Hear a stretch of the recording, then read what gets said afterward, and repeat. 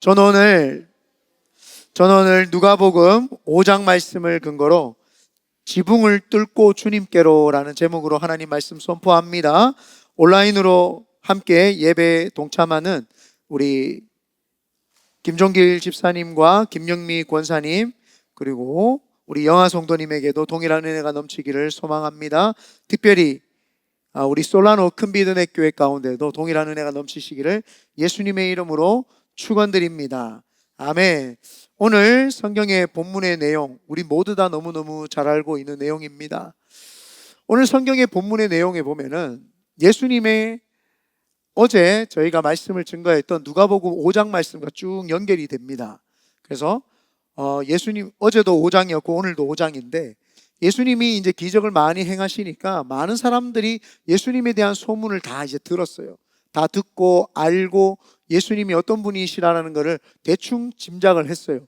그래서 예수님에게 나오는 사람들이 치료를 받고자 하는 사람, 병자들이 가장 많았죠. 그래서 그 병자들이 가장 많은데, 그 소문을 들으니까 저기 유대 지역에, 지금 예수님은 이스라엘에서 북쪽에서도 갈릴리 호수, 그 중에서도 가버나움이라는 곳에서 이제 사역을 하시고 계셨죠. 이 소문이 얼마나 파다하게 났다면, 저 밑에 남쪽에 있는 예루살렘과 유대 지역에 있었던 사람들까지도 바리새인과 서기관들이 왔어요. 사실은 그 소문이 나니까 왜 왔느냐 하면은, 여기가 예수님이 지금 치료하시고 말씀을 증거하는 게 진짜인가 가짜인가 확인을 해보려고 온 거예요.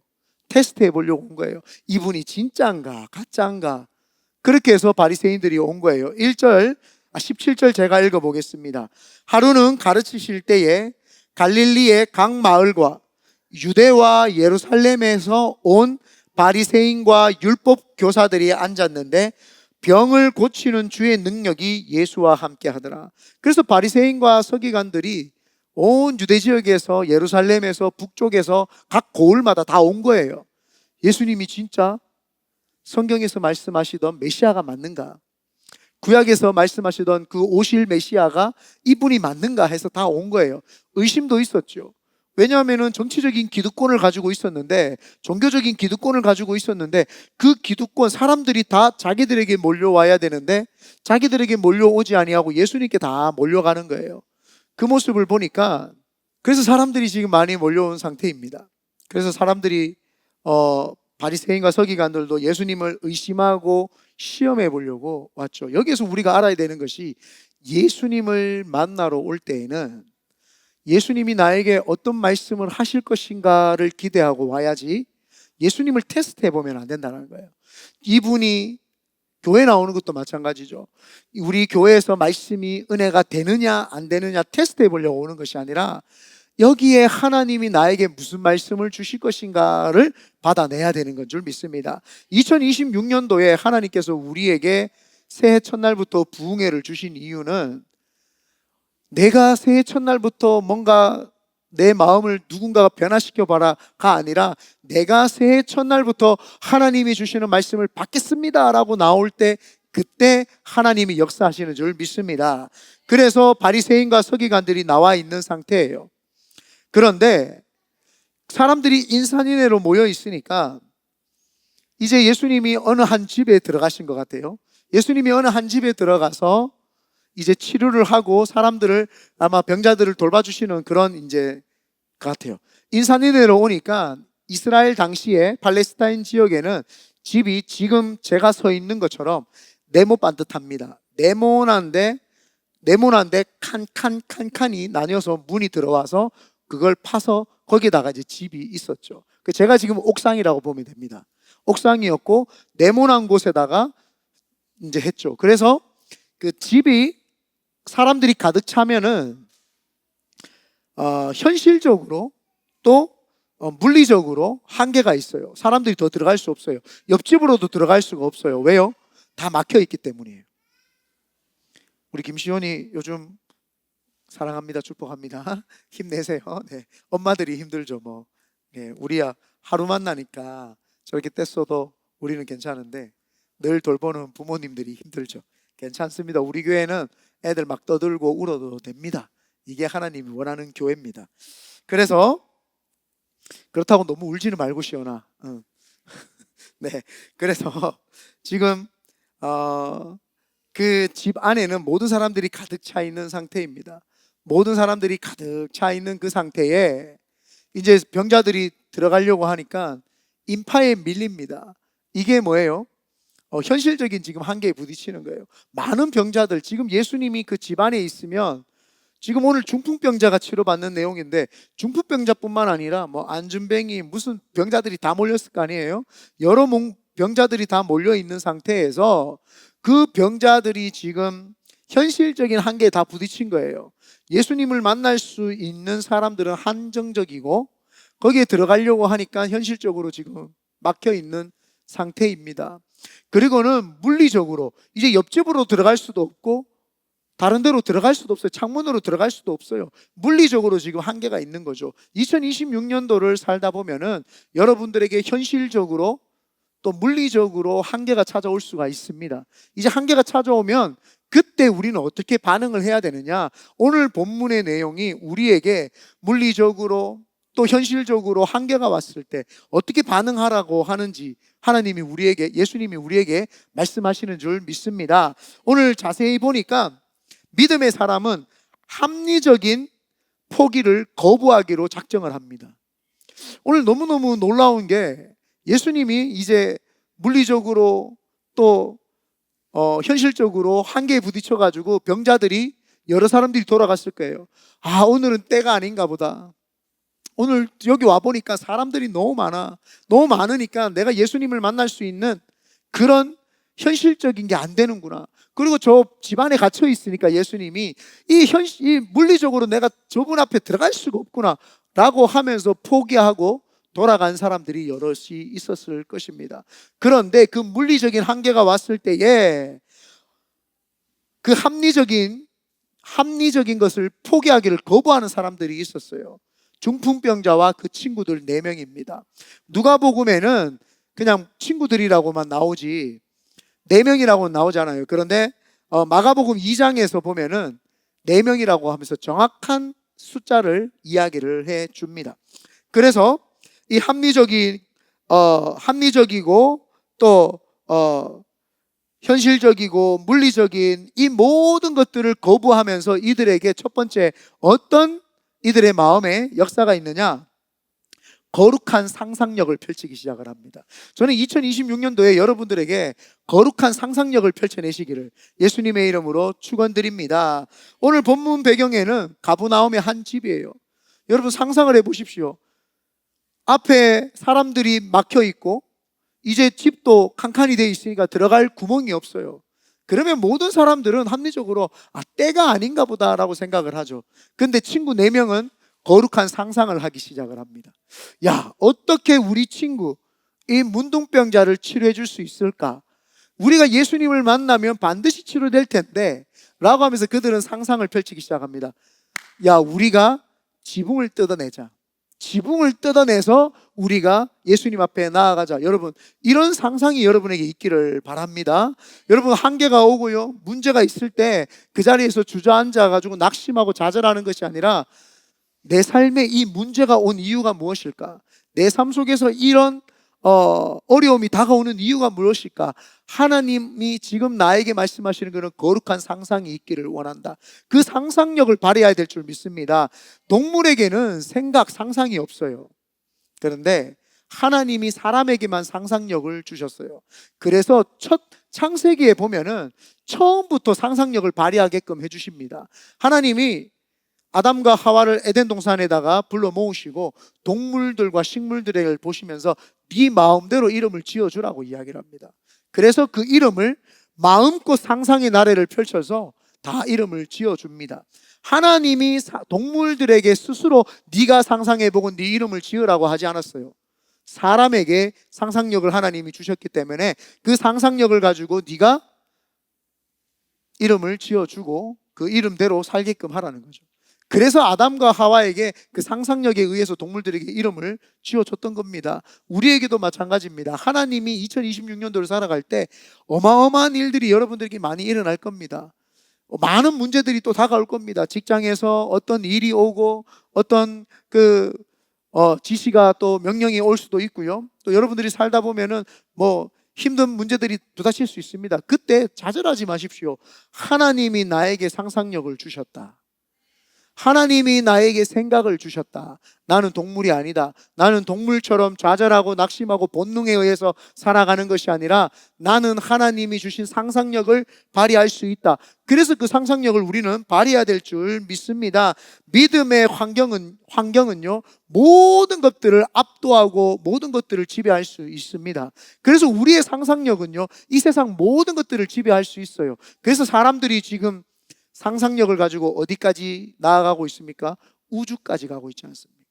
이것은 하나님이 우리에게 주신 상상력은 무궁무진합니다. 왜요? 하나님의 모양과 형상으로 지음을 받았기 때문에, 하나님이 우리 속에 계시기 때문입니다. 성령 하나님이 우리 속에 계시기 때문에 우리의 상상력은 무한대다라는 것이죠. 존 스토트 목사님의 제자도라고 하는 그 책에 보면은, 진정한 제자는 대세를 따르는 것이 아니라 그리스도께 나아가기 위해서 기꺼이 관습과 문화와 현실을 깨뜨리는 자다, 이렇게 이야기를 합니다. 그래서 우리는 하나님이 주셨던 모든 역사 가운데 그냥 역사 흘러가는 역사대로 살아가는 것이 아니라 앞으로의 역사는 우리가 만들어 가야 될 줄 믿습니다. 그래서 그 4명의 친구들은요, 그 중풍병자를 들고 이제 거룩한 상상력을 하기 시작을 합니다.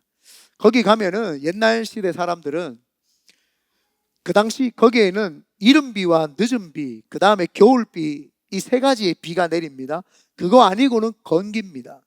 건기다 보니까 이른비, 늦은비, 겨울비 올 때만 방수 처리될 수 있는 걸로 조금 위에 덮으면 되고, 항상 건기이고 햇빛이 세기 때문에 그늘의 역할을 하고 열이 빠져나가야 되니까 지푸라기 같은 걸로 하고, 그 열을 차단을 해줘야 되니까 진흙더미로 이렇게 덮습니다. 그리고는 그 위에 타일 같은 것들로 이렇게 얹기도 합니다. 그래서 2중 3중으로 그 지붕이 되어 있죠. 그래서 그 제자들, 그 4명의 친구들은 그를 데리고 올라가서 거룩한 상상을 하기 시작을 하는데, 여러분, 그 옥상까지 어떻게 올라갔을까요? 옥상까지. 신기한 게 뭐냐면요, 그때 당시에는 지형지물을 많이 이용을 한 집을 많이 선택을 했어요. 약간 언덕이면은 그 언덕을 파서 들어가면 더 시원하기 때문에, 그래서 그들은 언덕을 넘어가서, 제가 카리스 주석, 호쿠마 주석, 그랜드 주석 3가지를 다 한번 찾아봤더니, 언덕쯤을 조금씩 올라가서 지붕이 어차피 잘 이어져 있으니까 천천히 걸어서 친구를 데리고 그 사람들이 모여있는 그 위치에, 그 로케이션에다가 그 지붕을 파기 시작을 합니다. 여러분, 얼마나 거룩한 상상입니까? 생각을 해보십시오. 여러분, 문제가 생기면 어떤 사람은요, 사람들이 내가 이렇게 하면은 나를 이렇게 생각하지 않을까? 여기에 묶입니다. 여기에 보면은 다른 병자들은 그렇게 해서 집으로 돌아갔어요. 사람들이 인산인해로 꽉 차 있으니까 오늘은 때가 아닌가 보다, 다음에 뭐 찾아와야지, 이렇게 했을 것이란 말입니다. 그런데 거룩한 상상을 한 그들은 그 사람하고 상관없어요. 사람들이 우리를 비웃고 욕을 하든지 말든지 중요하지 않다. 내 친구를 예수님 만나게 해서 살려야 된다. 여러분, 문제가 오면은요, 문제를 놓고 눈치 보지 마세요. 왜 눈치를 봅니까? 이걸 하면 사람들이 나한테 뭐라고 하는 건 아닌가? 이걸 하면은 사람들이 나한테 핀잔 주는 거 아닌가? 그게 뭐가 중요해요? 내가 예수님을 만나는 것이 중요한 것이지, 사람들의 이목이나 사람들의 말이 뭐가 중요합니까? 그건 하나도 중요하지 않습니다. 내가 주님을 만나는 것이 중요한 줄 믿습니다. 그래서 우리는 교회 나와서 자유롭게 기도하세요. 소리를 지르든지 묵상을 하든지 울든지 뒹굴든지 마음대로 하세요. 그런데 요즘 교회가 너무 점잖해졌어요. 교회가 가면은요, 거룩하다 하고요, 막 교회에서 울면은 막 조용하라 그럽니다. 교회에서 방언기도 하면은 방언기도 하지 말라고 나가라고 장로님들이 막 그럽니다. 뭐 이게 무슨 교회가 그래 됐습니까? 교회는요, 좀 표현이 강하지만 돗대기 시장 같아야 됩니다. 막 시장같이 바글바글바글 사람들이 떠들고 울고, 저기서는 막 우는 사람이 있고 여기서는 하나님께 응답받아서 기뻐하는 사람이 있고, 서로 중보기도 해주고 서로 얼싸안고 울고 서로를 위해서 기도해 주는 데가 교회죠. 교회는 조용하고 젠틀하고 깨끗한 사람들이 와가지고 그냥 자기 자신, 하나님 한번 나에게 은혜를 비춰보십시오 하면서 하나님 앞에 내 몸을 이렇게 드러내는 그런 자리가 아닙니다. 교회는 내가 철저히 깨어지고 변화받고 하나님 만나고 내가 하나님 안에서 변화되는 그 시간이 바로 교회인 줄 믿습니다. 이 사람들은 사람들 눈치 보지 않았어요. 사람들이 아이고 나무 집을 왜 그 지붕을 뚫느냐, 왜 남의 집에 지붕을 뚫고 그렇게 들어갑니까? 이건 문제가 있는 거 아닙니까? 우리가 보상해 주겠습니다. 내 친구 낫기만 하면 이건 무슨 문제가 되겠습니까? 그래서 지붕을 뚫어서 내립니다. 많은 사람들은 아마 핀잔을 주고 손가락질을 했을 겁니다. 그런데 예수님은 그 모습을 다르게 이야기를 합니다. 오늘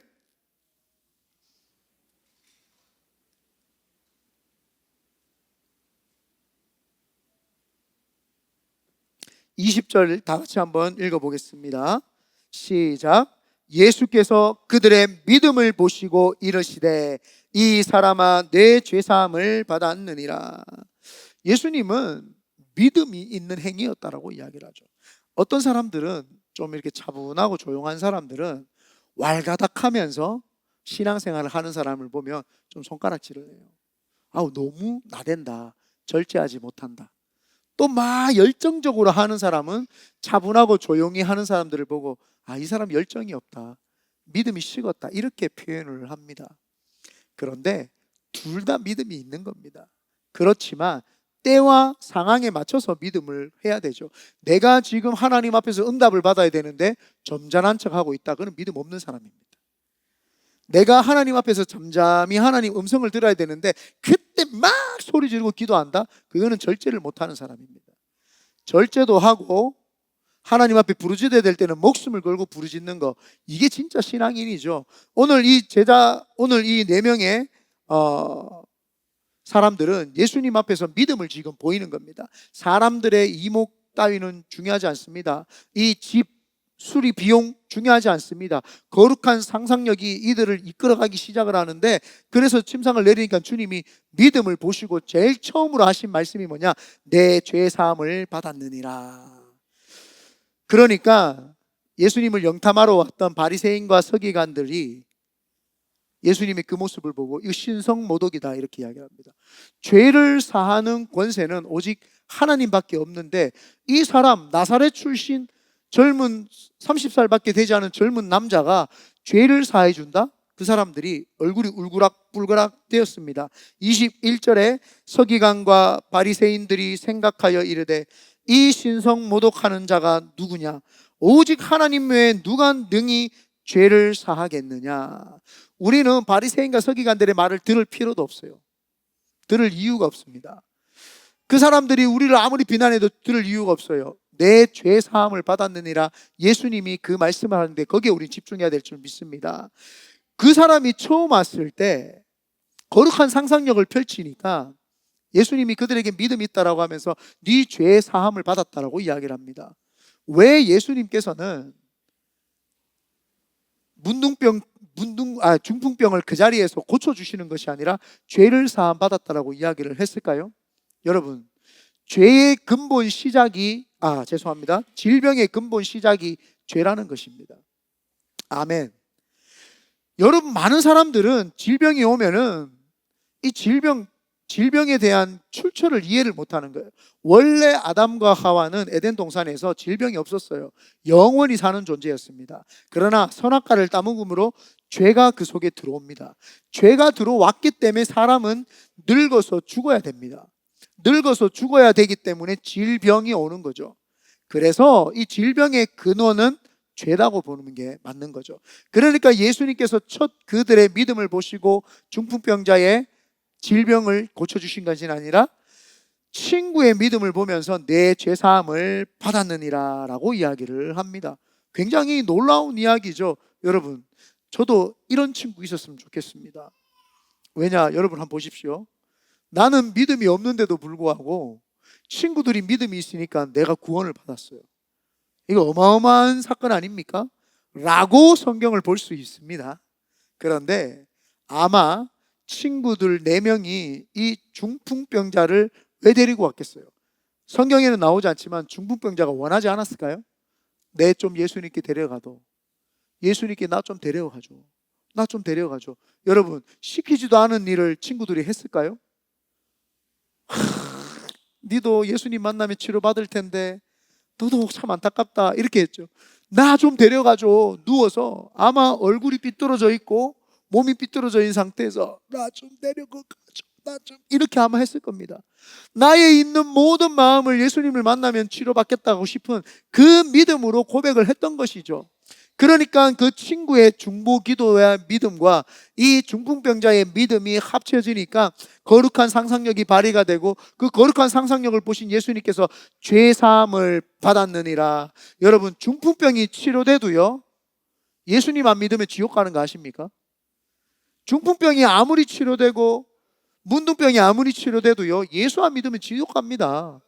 네, 어차피 죽으면 지옥 가요. 그런데 죄 사함을 받았느니라 라고 하면서 예수님이 말씀을 해주셨죠. 그러니까 바리새인과 서기관들이, 장로들이 이렇게 이야기를 합니다. 신성모독 아니냐. 주님이 그 속에 악한 것을 보시고 죄 사함을 받았다라고 하는 말과 침상을 들고 일어나 가라는 말 중에 어느 게 쉽겠느냐. 아유, 참 성경을 어렵게 설명을 했다. 어느 게 쉽겠느냐. 이게 무슨 말이에요 이게? 여러분, 사실은 죄사함을 받았다라는 말이 더 쉬울 수 있어요. 왜요? 물리적으로 안 보여도 되니까. 물리적으로 안 보여요. 제가 그냥 아이고 우리 성호 전사님 죄사함 받았습니다, 할렐루야, 아멘. 보여요? 안 보여요? 영적인 이야기 때문에 보이지 않습니다. 그런데 바리새인과 서기관들이 보기에는 가장 어려운 말을 했다고 생각을 하는 거죠. 어떻게 죄사함을 하지? 그런데 예수님께서는 질병은요, 물리적으로 보여야 돼요. 이 사람에게 당신 치료받았습니다 하면은 눈에 보이게 치료가 돼야 되잖아요. 사실은 그게 더 어려운 거예요. 물리적으로 볼 때는 훨씬 어려운 거죠. 그런데 예수님께서는 이 말씀을 하시는 거예요. 내가 왜 제사함을 받았느니라고 했냐 하면, 먼저 내가 병을 고치면, 병을 고치고 난 다음에 내가 누군지 모르는 거예요. 아, 병 고쳐주신 분인가 보다. 와, 이분 대단하다. 선지자 중에 한 분인가 보다. 이렇게 생각을 해요. 그런데 예수님께서 죄 사함에 대해서 먼저 이야기를 해주시는 거예요. 죄를 사하실 수 있는 분은 하나님밖에 없는데 라고 하면서 바리새인과 서기관들이 참 말을 한 거예요. 거짓말한 게 아니라 그들이 참 말을 한 거예요. 예수님이 하나님이심을 그들의 입을 통해서 말을 했습니다. 그런데 그들은 의심의 말을 했지만 진짜 예수님은 하나님이시잖아요. 그래서 죄사함을 받았느니라 하시고 표적으로 중풍병자에게 이야기를 하십니다. 22절에 예수께서 그 생각을 하시고 대답하여 이르시되 너희 마음에 무슨 생각을 하느냐 하시면서 24절에 그러나 인자가 땅에서 죄를 사하는 권세가 있는 줄을 너희로 알게 하리라 하시고 중풍병자에게 말씀하시되 내가 내게 이르노니 일어나 내 침상을 가지고 집으로 가라, 이렇게 이야기합니다. 첫 번째를 죄 사해 주시고 내가 누구인지를 먼저 밝히시는 거예요. 2026년도에 예수님을 믿는다라고 하는 것은 예수님이 누군지를 알아야 되는 거예요. 많은 사람들이 영적인 깊이가 있다고 하면서도 예수님을 기적을 베푸시는 분, 예수님이 나에게 구원을 주시는 분, 예수님이 나에게 참 평안을 주시는 분, 예수님이 나에게 은혜를 주시는 분, 이렇게만 생각을 해요. 예수님은 하나님이십니다. 2026년도에 그게 바로 깨달아져야 됩니다. 그분이 하나님이라는 게 깨달아지면은 내가 문제 앞에 섰을 때 불가능이 없겠구나. 하나님이 지금 내 속에 계시고 내가 하나님과 함께 하면은 불가능이 있지 않구나.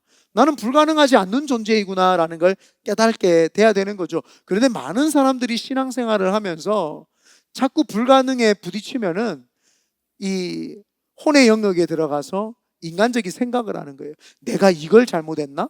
내가 하나님한테 이걸 안 해서 내가 응답을 못 받나? 내가 하나님 앞에 죄를 지었나? 내가 하나님 앞에서 뭘 자꾸 이상한 것들로 가져오는 거예요. 하나님 우리에게 믿음 보십니다. 여러분, 죄인인 거 주님이 모르시고 구원해 주신 줄 아세요? 죄인인 거 알고 구원해 주셨어요. 여러분 죄 짓는 거 모르고 주님이 깨끗해가 구원해 주신 게 아니에요. 죄 있는 거 아시고 주님이 구원해 주자니까요. 그런데 조금만 문제가 생기면 내가 죄 지어서 하나님이 이 문제를 해결 안 해주시나? 믿음이 없어서 해결을 안 되는 거지 죄가 있어서 해결 안 되는 게 아니에요. 아멘. 이 개념을 이해해야 되는 거예요. 그래서 위대하신 하나님이 내 속에 계시는구나, 그분은 하나님이시구나, 그러면 못할 일이 없구나, 한계 거룩한 상상력을 하면서 나의 죄를 용서해 주신 분이면 이 문제 같은 거는 다 해결해 주신다. 모든 문제도 죄로부터 왔기 때문에 그 문제에, 여러분 그 문제를 보면서 나사렛 예수님의 이름으로 떠나갈지어다, 나는 죄 사함 받았다. 죄 사함 받은 존재는 어떤 물리적인 것에 우리는 제한을 받지 않는다라고 하면서 거룩한 상상력을 펼쳐내시기를 예수님의 이름으로 축원드립니다.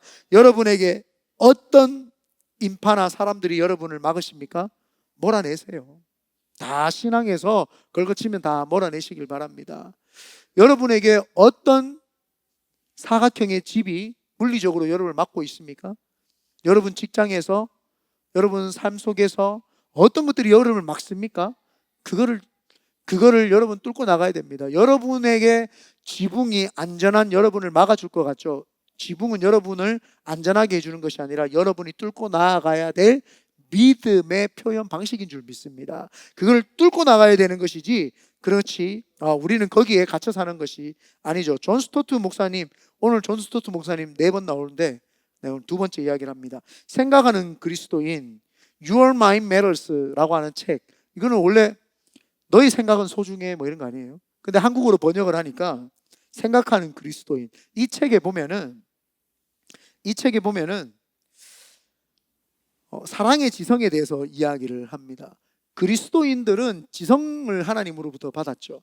이 지성을 단순한 교회 나와서 지식을 쌓는 지성으로 가지는 것이 아니라 사랑, 타인을 살리기 위한 사랑의 지성으로서 이 지성을 가져야 된다라고 존 스토트 목사님의 그 생각하는 그리스도인에 그렇게 이제 이야기를 하죠. 여러분, 우리는 신앙생활을 하면서 단순히 지식, 지금 많은 기독교인들이 지식에 빠져 있잖아요. 자기 지성이 곧 믿음이라고 생각을 하고 있어요. 한번 밖에 나가서 전도하라고 하면 전도도 못해요. 기도 한번 해주라고 하면 기도도 못합니다. 누구한테 가서 손 얹고 기도해 주라고 하면 기도도 못하고, 전도하라고 하면 전도도 못해요. 벌벌 떨고 있습니다. 저는 못해요. 그 속에 주님이 없어서 저는 못해요. 주님이 내 속에 있으면 왜 못해요? 주님이 내 속에 있는데 왜 못합니까? 주님이 내 속에 있구나. 그래서 존 스토트 목사님은 그리스도인들은 거룩한 상상력을 할 뿐만 아니라 사랑의 지성을 가지고 있어야 된다. 남을 살리기 위해서 지성을 사용하는 것이지 그냥 전문 지식을 머릿속에 넣는다고 그 지성은 발휘하지 못하는 것이죠. 그러므로 우리는 2022년도에는 하나님이 원하는 거룩한 사랑의 지성을 가지시기를 예수님의 이름으로 축원드립니다. 그리고 본질을 깨뜨려 보는 주님의 시선.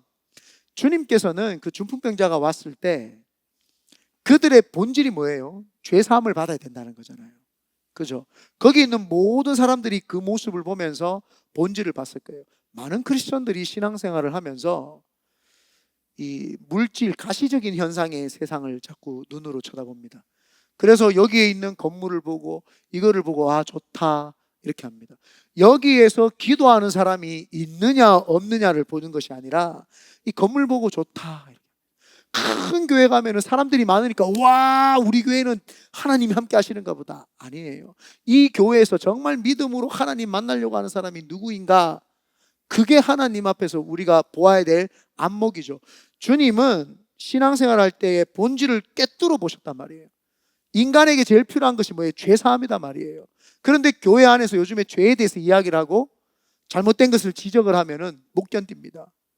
자기가 죄를 회개해야 되는데 회개를 못하도록 마귀가 방해한 것을 모르는 거예요. 그래서 당신은 잘하고 있습니다. 당신 봉사 정말 열심히 잘하고 있습니다. 정말 신앙생활 잘하고 있다고 하면 되게 좋아해요. 와, 나 잘하고 있는가 보다. 그런데 당신은 고집이 있습니다. 당신은 아집이 있습니다. 당신은 이게 꺾여져야 됩니다 라고 하면 사람들은 불편한 거예요. 불편한 거예요. 그게 예수님이 지금 오셔서 했던 말이 그거예요. 그 중풍병자가 나 죄 없는데요, 이때 동안 누워가지고 아파가지고 누워있었는데 내가 무슨 죄가 있었어요? 라고 말했다면 치료 못 받았죠. 그렇지 않겠어요? 내가 지금 중풍병에 걸려가지고 재질 힘도 없고 매일 누워있었는데 언제 재지었습니까? 라고 한다면 너무 합리적이지 않아요? 근데 주님은 그러지 않아요. 네 죄사함을 받았느니라. 네 죄가 있다. 너 죄 그거 지금 이제 죄가 떠나갔다. 이야기를 해준 거예요. 우리가 직관적으로 봐야 되는 것은 그냥 겉핥기식으로 그냥 그림자를 보는 것이 아니라 본질을 봐야 된단 말이에요. 본질. 내 속에 악한 것이 들어있다. 그러면은 끄집어 내버려야 되는 거예요. 내 속에 더러운 것이 있다. 뽑아내버려야 되는 거예요. 근데 내 속에 더러운 것이 있는데도 불구하고 없는 척을 하고 있는 거예요. 나는 깨끗하다. 나는 깨끗하다. 하나님이 나를 사랑하신다. 하나님은 우리를 다 사랑하세요. 예수 안 믿는 사람도 사랑하세요. 나만 사랑하는 게 아니에요. 예수 안 믿는 사람도 사랑한다니까요. 그런데 그 사랑의 취해가 하나님은 나를 사랑하신다. 나를 사랑하신다. 그건 본질이 아니에요. 아, 내 속에 죄가 있구나. 나 죄를 뽑아내야 되는구나. 이게 본질이죠. 문제를 볼 때도 마찬가지입니다. 그 문제를 보면 어머 두려워 무서워 나는 이 문제가 힘이 들어. 그거는 본질이 아니에요. 본질은 뭐예요? 아, 하나님이 이 문제를 하도록 나에게 믿음을 발휘하라고 지금 이야기하시는구나. 본질은 내 믿음을, 이 문제 앞에서 내 믿음을 표현을 해야 되는구나. 그래서 그 표현을 해야 되는 것이 본질인 줄 믿습니다. 그래서 문제가 오면은 내 믿음을 어떻게 표현을 하지? 하나님 멋있게 표현을 할까요? 그래서 멋있게 표현을 딱 해버리면서 그 속에 있는 문제가 아니라 복을 볼 수 있는 그 본질을 볼 수 있어야 되는 거죠. 그거를 딱 이기고 나면은요, 복이 내 속에 확 들어옵니다. 그게 진짜 복이죠. 그게 응답이죠. 그런데 많은 사람들은 신앙생활을 하면서 본질을 꿰뚫는 것이 아니라 다른 거를 이제 보죠. 그래서 예수님께서는 그 바리새인과 서기관들이 와가지고 예수님이 어떻게 하느냐, 예수님의 기적이 마술 부리는 건지, 이게 지금 어떤 요술을 부리는 건지, 어떤 행태를 가지고 하는 건지 예수님이 여러 개 쳐다보고 있는 거예요. 주님이 그래서 그 마음을 알았던 거예요. 중풍병자를 치료하면서 바리새인과 서기관들에게 회개하라는 메시지를 주신 거예요. 회개해야 된다는 거예요. 그 속에 본질, 죄사함을 받았느니라. 누구지? 이분이 하나님이 죄사함을 해야 되는데 도대체 누구이기에 죄사하지? 이 신성모독이로다. 그런데 질병까지 치료해 주시는 모습을 보여줬어요. 그러면 바리새인과 서기관들은 직감적으로 뭘 알아야 돼요?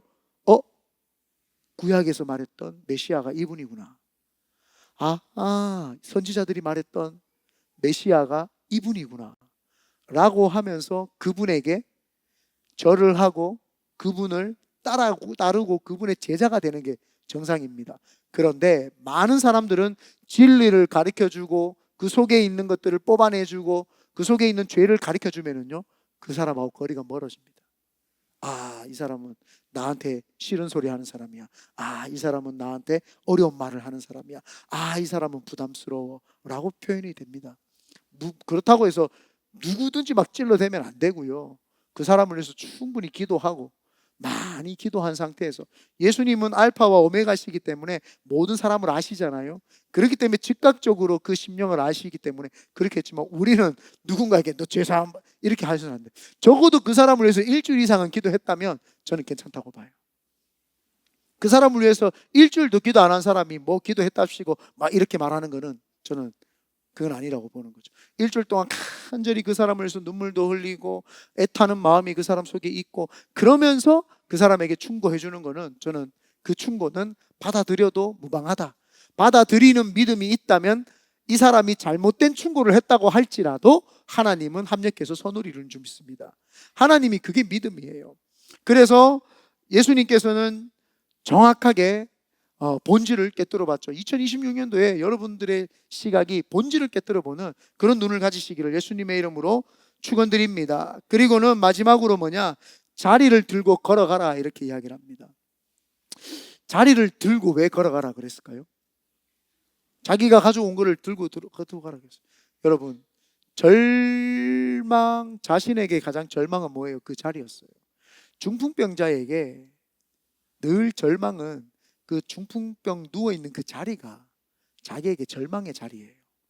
늘 내가 있는 그 자리가 절망이었던 거예요. 새로운 환경에 가서 사람들이 절망을 잘 하지 않아요. 지금 내 위치, 내 환경에서 문제가 오지, 절망이 오지, 다른 게 어떤 것들이 절망으로 나한테 다가오지 않습니다. 내가 가지고 있는 가정, 직장, 교회, 인간관계, 내가 항상 가지고 있는 것에서부터 문제가 오죠. 그런데 예수님이 그 자리를 들고 가라고 이야기를 합니다. 그 중풍병자에게는 그 자리가 자신의 삶의 처지를 이야기해 주는 자리였어요. 너는 병자고, 너는 늘 여기 혼자서는 일어날 수 없고 여기 누워 있어야 되며, 너는 이 자리를 벗어날 수 없어. 너의 신분과 너의 정체성과 너의 모든 걸 가르쳐 주는 것이 이 자리야. 그렇기 때문에 너는 이 자리에 있어야 돼. 그 패배의 쓴맛이 있는 그 자리. 근데 예수님은요, 참 대단하신 분이세요. 예수님은 그 자리를 들고 일어나라는 거예요.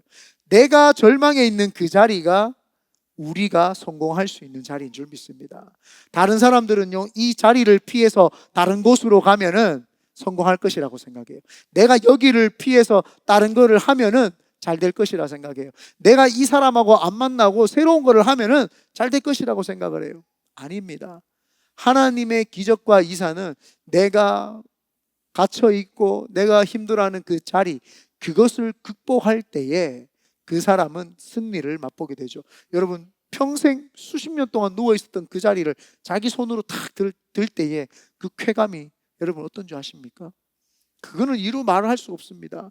제가 요즘 자주 운동을 하잖아요. 통풍 때문에, 17년 통풍 때문에 여러분들은 모르는 저만의 고통이 뭔지 알아요? 제가 딱 맞지 않는 신발을 17년 신었어요. 제가 항상 제 발보다 한 치수나 두 치수 큰 신발을 신었어요. 왜요? 통풍이라고 하는 질병이 17년 있으니까 다리를 옥죄와요. 그리고 팅팅 붓기 시작하면 더 아파요. 그렇기 때문에 신발을 늘 큰 거를 신었어요. 그리고 항상 끈을 느슨하게 해서 이렇게 있었죠. 헬스장을 그렇게 좋아하는데 거의 운동 중독자거든요. 매일 가거든요. 오늘도 갔다 왔어요.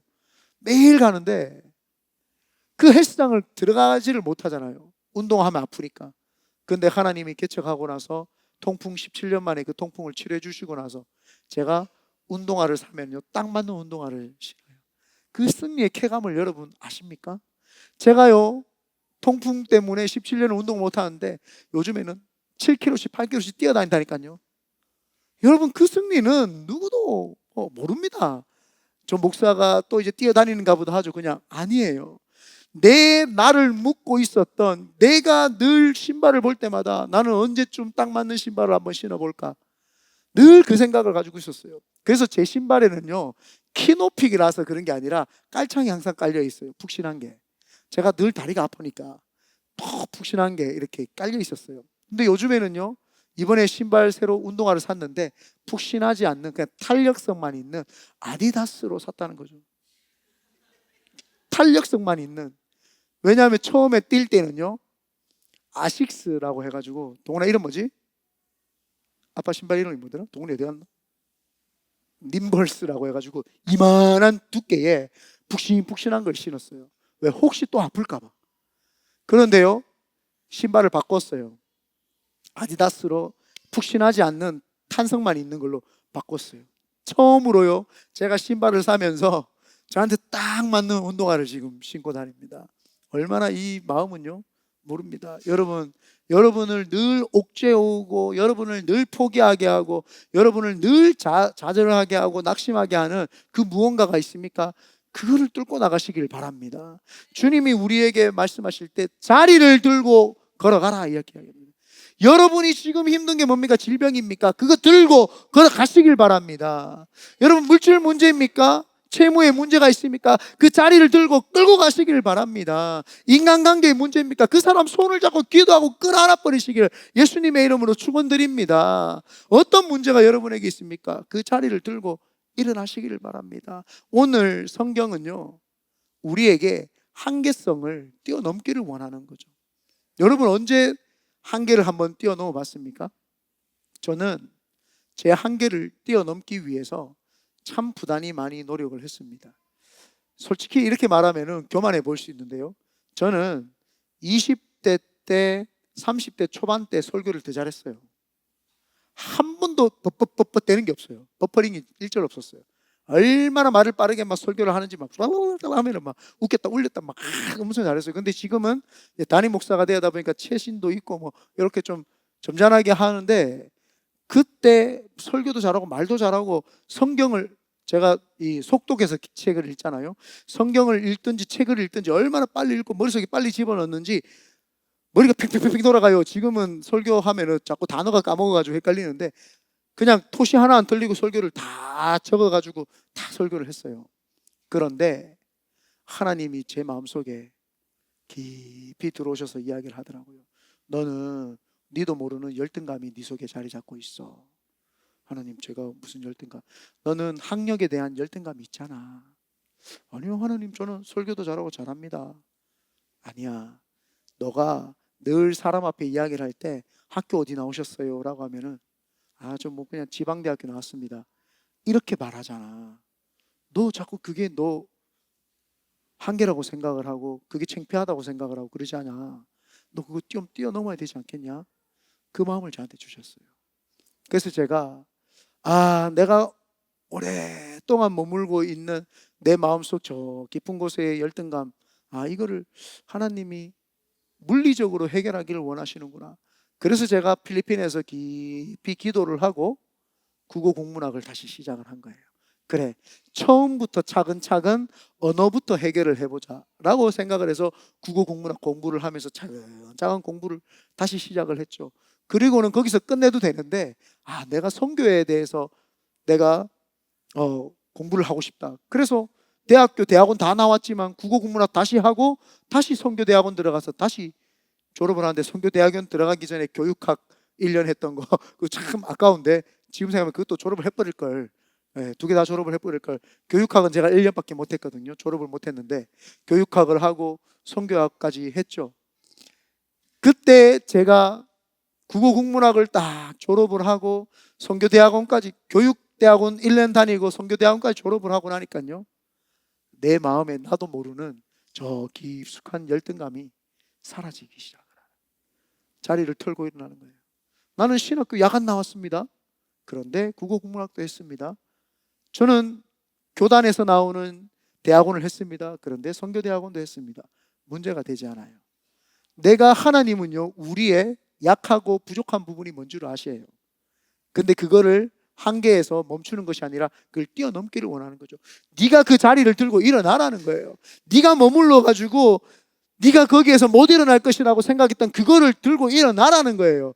여러분, 2026년도에는 어떤 세상 사람들이 뭐라 하든지 말든지 중요하게 생각하지 마세요.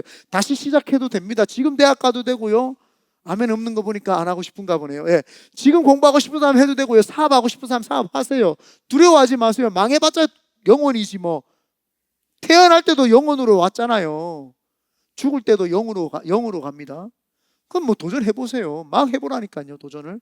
사업 해보고 막 망해보고 또 해보고 또 망해보고, 그래야지 사업에 능력이 생기지. 두려워가지고 이 한계를 넘어보지도 못하고 늘 거룩한 상상력이 해보지도 못하고, 아이고 사람들이 갇혔으니까 나는 못 나가, 아이고 나는 부족해서 안 돼, 그런 겸손한 척 하려 같으면 신앙생활 그냥 하지 마세요. 예수님도 속에 없으면서 뭘 신앙생활 하는 척을 해요. 가짜야, 가짜. 진짜는 예수님이 내 속에 있으니까 거룩한 상상력을 하고, 그 거룩한 상상력 앞에서 도전하고 한계에 부딪히면 이기고 뚫고 나가고 내 자리를 털고 일어나서 나는 할 수 있습니다 라고 주님 앞에 당당히 이야기를 하면서 내 속에 있는 열등감도 해결을 하고, 내 속에 있는 하나님을 자랑하고, 내 속에 있는 부족함을 이겨내고, 그렇게 할 때 하나님의 역사가 2026년도에는 더 빛나는 줄 믿습니다. 그러므로 하나님께서 오늘 우리에게 이야기를 하십니다. 지붕 뚫고 주님께로. 여러분, 오늘 여러분을 가두는 지붕을 뚫고 주님께로 나아가시기를 예수님의 이름으로 다시 한번 축원드립니다. 아멘.